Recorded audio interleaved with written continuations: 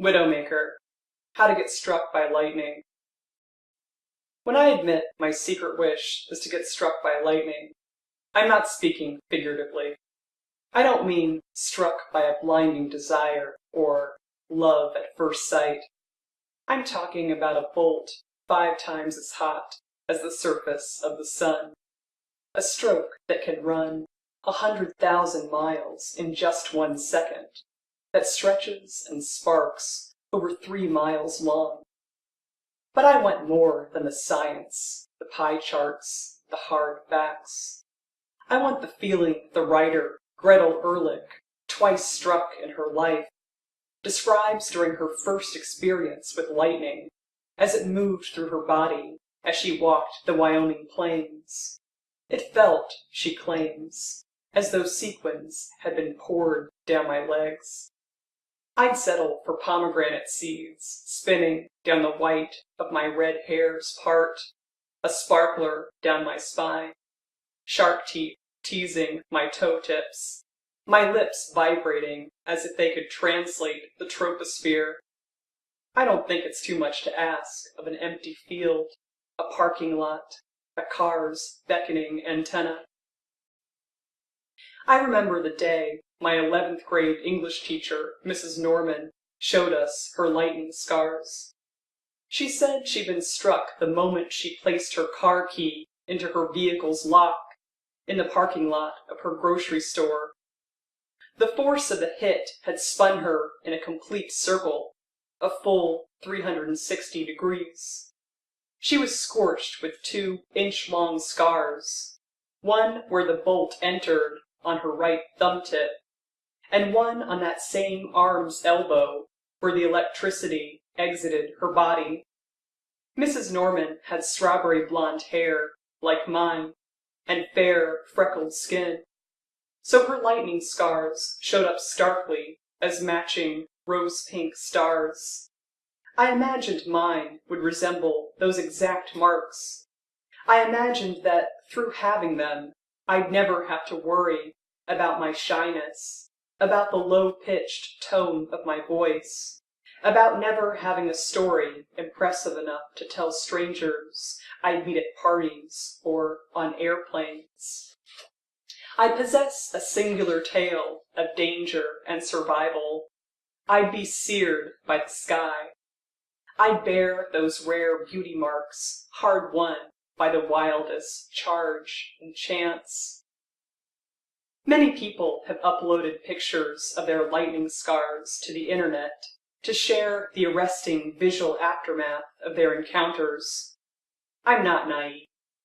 I know being struck by lightning isn't all shivery leg sequins and synesthesia. I know a bolt can cause heart damage, knock your head against a boulder, throw you into waves of amnesia. Your lungs inflate. You can break bones if you lose consciousness and fall. What if someone had their memories erased by lightning? What if, like Gretel Ehrlich during her second and more sinister strike, you had to drag your own heavy legs across a grassy plain? What if, like her, it took you 5 years to recover? But as I scan the photograph of strangers' marred skin, I can't help thinking that many of the scars are beautiful, like ancient, old-world cartographies. I'm a lightning scar voyeur, a bolt luster. I'm a story coveter. One photograph shows the torso of a shirtless young man seated on a paisley bedspread. The patterned cotton competes with the tangled shapes of his injury. He's not flexing his biceps. His struck arms hang simply by his side. Over his tawny skin scrawl the intricate pink fronds of a fiddlehead bird as they split into smaller and smaller thread-like tendrils. Another photograph shows a woman in a plain, matronly ivory bra with a picture cut off at her chin. Her lightning scar is less fern-like. She's marked with bright violet Spanish moss that spills from her jaw down her neck to rest just above her breasts. Another man's scar resembles the ginger-colored rust on an iron gate in my favorite 19th century cemetery in Richmond, Virginia. Or maybe it looks like a mossy extension of his long sideburn.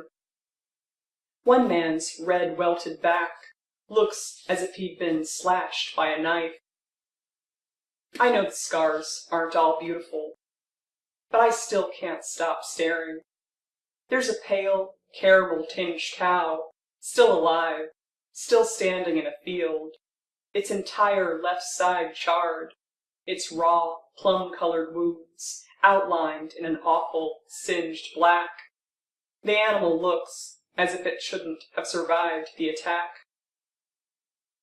My mother has a nickname for trees that have been carved out by fire or decay toward the bottom of their trunks, creating a concave place where a person has room to stand or crouch.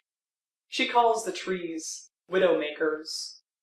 She explained the name's meaning to me one day as we hiked the gravel trail halfway around Burke Lake, pointing to a hollowed-out sassafras near the shore.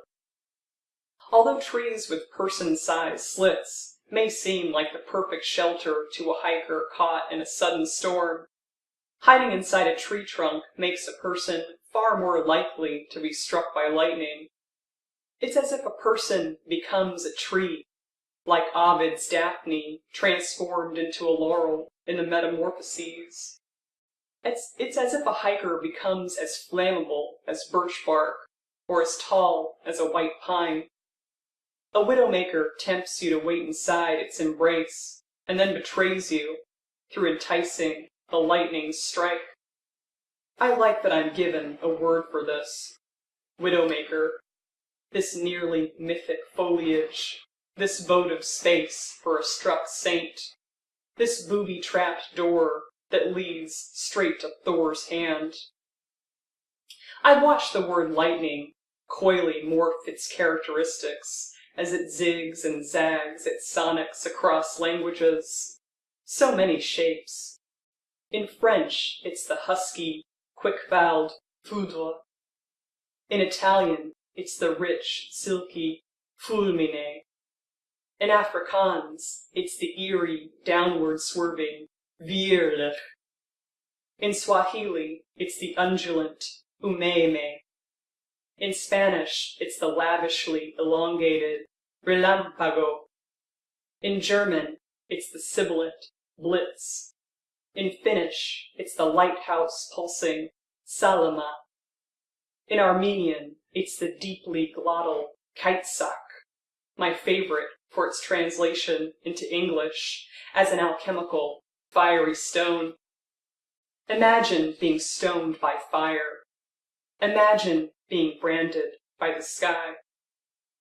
I passed by many widowmakers while hiking, although I've never stopped to crouch in one during a storm. The most imposing widowmakers I've seen must be the ancient redwoods of Muir Woods, outside of San Francisco. I've seen whole groups of them growing close together in vaulting stands called cathedrals, sprouted from the same original tree. I've stepped inside widowmakers only during a light mist. I've slipped from hollow enclave to enclave, crossing the cathedral's soft floors. The old spaces smell mold-sweet and cedary. They swiftly echo. If I were serious about getting struck by lightning, I'd have hundreds of redwood widowmakers in Muir Woods to choose from. But I have a feeling I'd be among the unlucky ones. The charred cow, the rust-covered cheek, the slashed back like a serial killer's aftermath.